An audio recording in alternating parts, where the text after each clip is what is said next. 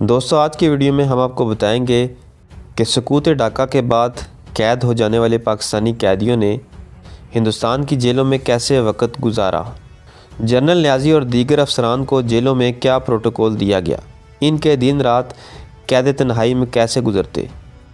Pakistan army نے general نیازی کو قتل کرنے کے لیے انڈین جیل میں اپنا جاسوس کیوں بھیجا، انڈین جیلوں سے فرار ہونے کے لیے سرنگ بنانے کا منصوبہ کیسے ناکام ہوا اور فرار کا منصوبہ بنانے والوں کو کیا شرمناک سزا دی گئی، انڈین جیلوں میں پاکستانی افسر سب کے سامنے ٹائلٹ کیوں استعمال کرتے تھے، وہ کون سا افسر تھا جو بیماری کا بہانہ بنا کر فوجی ہسپتال میں داخل ہوا اور وہاں سے بیس بدل کر بھاگ گیا، ٹرین سے چھلانگ لگا کر فرار ہونے والے فوجی افسر کا نام کیا تھا۔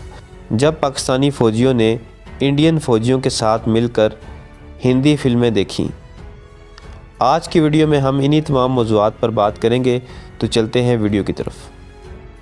16 دسمبر سنہ 1971 کو ہتھیار ڈالنے کے 4 دن بعد جنرل امیر عبداللہ نیازی اور ان کے سینئر معاونین میجر جنرل راؤ فرمان علی، ایڈمرل شریف، ایئر کموڈور انعام الحق اور بریگیڈیئر باقر صدیقی کو کوریبو طیارے کے ذریعے کولکتہ لے جایا گیا۔ انہیں فورٹ ولیم رہائشی کوارٹرز میں رکھا گیا تھا۔ کلکتہ سے جنرل نیازی اور ان کے ساتھیوں کو انڈیا کی وسطی ریاست مدھیہ پردیش کے شہر جبل پور کے کیمپ نمبر 100 میں لے جایا گیا۔ انڈین افسران میجر جنرل راؤ فرمان علی کو کلکتہ میں رکھ کر پوچھ گچھ کرنا چاہتے تھے، لیکن جنرل نیازی نے اس کی سخت مخالفت کی۔ در حقیقت انڈین فوجیوں کو فرمان علی کے دفتر میں ان کے خط سے لکھا ہوا ایک کاغذ ملا جس پر لکھا تھا، Greenland will be paint red, سبز زمین کو سرخ رنگ میں رنگ دیا جائے۔ جنرل اے کے نیازی اپنی سوانح عمری میں لکھتے ہیں، ہمیں بیچلر آفیسرز کے کوارٹرز میں رکھا گیا تھا، ہر افسر کو ایک بیڈ روم اور اس سے ملحق باتھ روم دیا گیا تھا، سامنے ایک برآمدے کے ساتھ ایک مشترکہ رہنے کا کمرہ تھا۔ کمرے بہت زیادہ تھے، اس لیے ہم نے ایک کمرے کو نماز کا کمرہ اور دوسرے کو میس روم بنا لیا تھا۔ ہمیں ہر روز ایک ہی طرح کا کھانا ملتا تھا، ابلے ہوئے چاول، چپاتیاں، سبزیاں اور دال، کبھی کبھی ہمیں گوشت بھی دیا جاتا تھا۔ ہمارے کیمپ کو چاروں طرف سے خاردار تاروں سے گھیرا گیا تھا، 24 گھنٹے ایک سنتری اور السیشین کتے کے ذریعے ہماری نگرانی کی جاتی تھی۔ انڈین فوجیوں کی بٹالین کیمپ کے مضافات میں ہماری حفاظت کے لیے تعینات تھی۔ مجموعی طور پر کیمپ کے عملے کا ہمارے ساتھ اچھا سلوک تھا۔ کیمپ میں نماز جنرل انصاری پڑھایا کرتے تھے۔ پاکستانی اہلکاروں کو جنیوا کنونشن کے قوانین کے تحت ماہانہ 140 روپے تنخواہ دی جاتی تھی، جس سے وہ کتابیں، تحریری کاغذات اور روزمرہ کی چیزیں خریدتے تھے۔ ایک انڈین کانسٹیبل کی ڈیوٹی لگائی گئی جو بازار سے ضرورت کی چیزیں خرید کر ان کے حوالے کرتا تھا۔ چند دنوں بعد انڈین فوجیوں نے کیمپ کے گرد دیوار بنانا شروع کر دی۔ جب جنرل اے کے نیازی نے اس کی مخالفت کی تو انہیں بتایا گیا کہ یہ اس لیے کیا جا رہا ہے تاکہ باہر سے لوگ انہیں نہ دیکھ سکیں۔ جنرل نیازی لکھتے ہیں، ہمیں بتایا گیا کہ حکومت پاکستان نے ہمیں مارنے کے لیے 2 آدمی بھیجے ہیں۔ جنرل پاڈا نے مجھے بتایا کہ انہیں دہلی میں آرمی ہیڈ کوارٹر بلایا گیا ہے اور بتایا گیا کہ انڈین انٹیلیجنس نے جمشید نامی شخص کو کلکتہ میں پکڑا ہے، جس نے بتایا ہے کہ اسے اور ایک اور شخص کو جنرل اے کے نیازی کو قتل کرنے کے لیے بھیجا گیا ہے۔ دوسری جانب کرنل حکیم ارشد قریشی اور ان کے ساتھیوں کو 21 دسمبر کو بسوں کے ذریعے انڈیا لایا گیا۔ سڑک اور ریل کے ذریعے 1 دن اور 1 رات سفر کے بعد انہیں رانچی میں جنگی قیدی کیمپ نمبر 95 میں لے جایا گیا۔ ان کے جاتے ہی ان لوگوں نے اس کیمپ سے فرار ہونے کی منصوبہ بندی شروع کر دی۔ میجر جنرل حکیم ارشد قریشی نے اپنی کتاب 1971 Indo Pakistan war a soldier narrative میں لکھا ہے، جب کمانڈنٹ چلے گئے تو ہم نے انڈین JCO سے کہا ہمیں بیلچے اور کھرپیاں فراہم کریں تاکہ ہم ہر بیرک کے سامنے پھولوں کی کیاریاں بنائیں تاکہ اگلی بار جب کمانڈنٹ آئے تو وہ اسے دیکھ کر خوش ہو جائیں۔ ہمیں یہ دونوں چیزیں دے دی گئی۔ ہم دن میں باغبانی کرتے تھے اور رات کو ان کی مدد سے سرنگیں کھودتے تھے۔ پہلے ہم کھودی ہوئی مٹی کو بیرک کی فالس سیلنگ میں چھپا دیا کرتے تھے، لیکن ایک دن جب وہ چھت مٹی کے بوجھ سے گر گئی تو ہم نے مٹی کو کیاریوں میں چھڑکنا شروع کر دیا۔ جب سرنگ اپنے آخری مرحلے پر پہنچی تو ہم نے کیمپ کے اندر اور باہر سے انڈین کرنسی کو جمع کرنا شروع کر دیا۔ انڈین فوجیوں کی مدد سے ہم نے اپنے سونے کی انگوٹھیاں، گھڑیاں اور دیگر قیمتی اشیاء بیچ کر اچھی خاصی رقم اکٹھی کر لی۔ لیکن جس دن ان پاکستانی فوجیوں کو اس سرنگ سے فرار ہونا تھا، اسی دن تمام جنگی قیدیوں کو کیمپ کے بیچ میں جمع ہونے کو کہا گیا۔ ان کے ارد گرد اور واچ ٹاورز پر مسلح محافظوں کی تعداد بڑھا دی گئی۔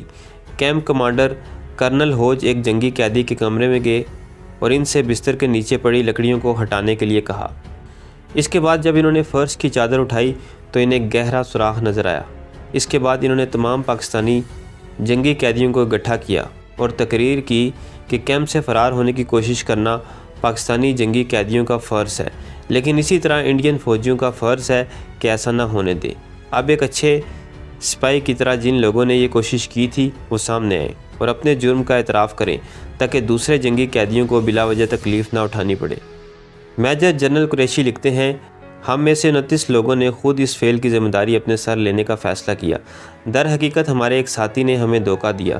اس نے نہ صرف انڈینز کو سرنگ کی جگہ کے بارے میں آگاہ کیا بلکہ انہیں یہ بھی بتاتا رہا کہ سرنگ کہاں تک کھودی جا چکی ہے۔ شام کو ہمیں اس کے لیے سزا دی گئی، ہماری چارپائیاں اور ذاتی سامان چھین لیا گیا۔ حال میں گٹھے کھانے کی سہولت ختم کر دی گئی۔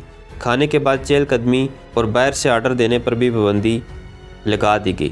دن میں کئی بار ہماری حاضری لی جانے لگی۔ ایک لیفٹیننٹ کرنل کی سربراہی میں اس واقعے کی تحقیقات کا حکم دے دیا گیا۔ چند روز بعد ان سزا یافتہ جنگی قیدیوں کو کیمپ نمبر 95 سے کیمپ نمبر 93 میں منتقل کر دیا گیا، لیکن یہاں انہیں بہت کم وقت کے لیے رکھا گیا تھا۔ اس کی تفصیل بتاتے ہوئے میجر جنرل ارشد قریشی نے اپنی کتاب میں لکھا ہے، 20 جون 1972 کو ہمیں ہتھکڑیاں لگا کر ٹرک پر لاد کر ریلوے اسٹیشن لے جایا گیا۔ کیمپ میں باقی جنگی قیدی ہمارا حشر دیکھ رہے تھے۔ انہیں یہ پیغام دینے کی کوشش کی جا رہی تھی کہ وہ ایسا کام کرنے کی ہمت نہ کریں۔ ہمیں ٹرین کے ایک ڈبے میں بٹھایا گیا جسے باہر سے بند کیا جا سکتا تھا۔ اگرچہ ٹوائلٹ میں کموڈ تھا لیکن سیکیورٹی کے لیے دروازہ نکال دیا گیا تھا۔ ہمیں ہتھکڑیاں اور بیڑیاں بھی ڈالی گئیں۔ کھانا کھاتے وقت بھی ہمارے ہاتھ نہیں کھولے گئے۔ ہتھکڑی لگا کر کھانا ایک طرح کی سزا تھی کیونکہ اس طرح ہمارے کپڑوں پر زیادہ کھانے گر رہے تھے۔ ہمیں لوگوں کے سامنے ٹوائلٹ استعمال کرنا ہوتا تھا، نہ ٹوائلٹ پیپر نہ ہاتھ دھونے کے لیے پانی۔ اچانک مجھے لگا کہ میں دنیا کے 8ویں عجوبے تاج محل کو دیکھ رہا ہوں۔ ہم آگرہ پہنچ چکے تھے۔ یہ 21 جون 1972 کی تاریخ ہے۔ انڈیا کا سب سے طویل اور گرم ترین دن تھا۔ آگرہ جیل اس وقت انڈیا کی سب سے محفوظ جیل تھی۔ یہاں 200 کے قریب پاکستانی جنگی قیدی رکھے گئے تھے۔ جنرل قریشی کا انڈین جیل میں تجربہ اچھا نہیں تھا کیونکہ انہیں فرار ہونے کی کوشش کی سزا دی جا رہی تھی، لیکن ایک اور پاکستانی افسر اتنی سخت سیکیورٹی کے باوجود فرار ہونے میں کامیاب ہو گیا۔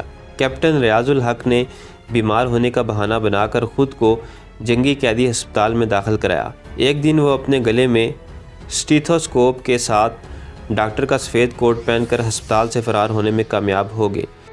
اسی طرح کیپٹن شجاعت علی بھی چلتی ٹرین سے چھلانگ لگا کر فرار ہونے میں کامیاب ہو گئے، لیکن اس کا بدلہ لینے کے لیے انڈین فوجیوں نے ایک اور جنگی قیدی میجر نصیب اللہ کو گولی مار دی۔ اگر ان واقعات کو ایک طرف رکھا جائے تو عالمی پریس میں پاکستانی جنگی قیدیوں کے ساتھ انڈیا کے اچھے سلوک کا چرچا ہوا۔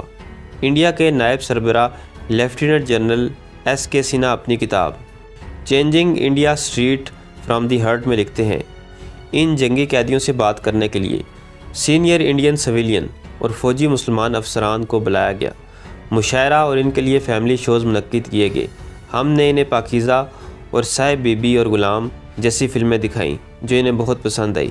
روڑکی میں ہم نے پاکستانی اور ہندوستانی حکام کے درمیان کرکٹ میچ کا بھی اہتمام کیا۔ ان کیمپوں کا دورہ کرنے کے بعد واشنگٹن پوسٹ کے نمائندے نے لکھا کہ دنیا میں کہیں بھی جنگی قیدیوں کے ساتھ اتنا اچھا سلوک نہیں کیا گیا۔ یہ انڈین فوجیوں کی بہت بڑی تعریف تھی۔ جنرل سیم مانیکشا کی سوانح عمری لکھنے والے جنرل دیپندر سنگھ لکھتے ہیں، پاکستانی جنگی قیدیوں کے ساتھ انڈیا میں بہت اچھا سلوک کیا جاتا تھا۔ انہیں وہی راشن اور کپڑے دیے جاتے تھے جو ہندوستانی فوجیوں کو دیے جاتے تھے۔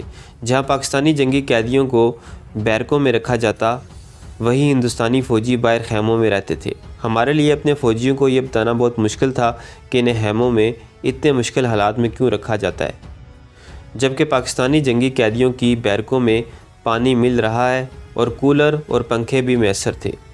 सीम मानिकशा ने मुसलमानों के हर त्यौहार पर हर पाकिस्तानी जंगी कैदी को मुबारकबाद का पैगाम भेजा। जनरल न्याज़ी ये भी तस्लीम करते हैं कि इंडिया की तरफ से पाकिस्तान के जंगी कैदियों को रहा करने की और भी बहुत वजूहात हो सकती हैं, लेकिन एक वजह यह थी कि वो न सिर्फ इन्हें खाना खिला रहे थे बल्कि कम ही सही लेकिन उजरत भी दे रहे थे, जो इंडिया जैसे गरीब मुल्क के लिए मुश्किल काम था। वो दिन भी आया जब जनरल न्याज़ी को जबलपुर रेलवे स्टेशन पर पाकिस्तान जाने वाली खसूसी ट्रेन में बिठाया गया। ट्रेन 30 अप्रैल 1974 की सुबह वाहगा बॉर्डर पर पहुंची। पाकिस्तान में दाखिल होने से पहले इन्हें चाय पिलाई गई। इन्होंने इंडिया में 28 माह जेल में गुजारे। पाकिस्तानी सरहद के उस पार इनके इस्तकबाल के लिए साइबान लगाए गए थे। जनरल न्याज़ी लिखते हैं, जब मैंने सरहद अबूर की तो एक ब्रिगेडियर अंजुम ने मुझे सलूट किया और कहा कि जनाब आपको प्रेस के सामने कोई बयान देने की ज़रूरत नहीं। फिर इन्होंने 4 इंच का मुस्ततील का बोर्ड निकाला जिस पर नंबर 1 लिखा था। मुझे कहा कि इसे अपने सीने पर लगा ले ताकि इसकी तस्वीर ली जा सके। जब मैंने इनसे पूछा कि क्या दीगर जंगी जर्नेलों की भी इसी तरह तस्वीरें बनाई गई हैं तो इन्होंने इनकार कर दिया। इन्होंने इतना ज़रूर कहा कि यह जनरल टिक्का के हुक्म पर किया जा रहा है। मैं बहुत नाराज़ हुआ। मैंने अंजुम को कहा, इससे पहले कि मैं अपने आपे से बाहर हो जाऊं, तुम यहाँ से चले जाओ। तो दोस्तों, ये थी मेरी आज की वीडियो पसंद आए तो चैनल को सब्सक्राइब करें। मिलते हैं अगली वीडियो में। अल्लाह हाफिज़।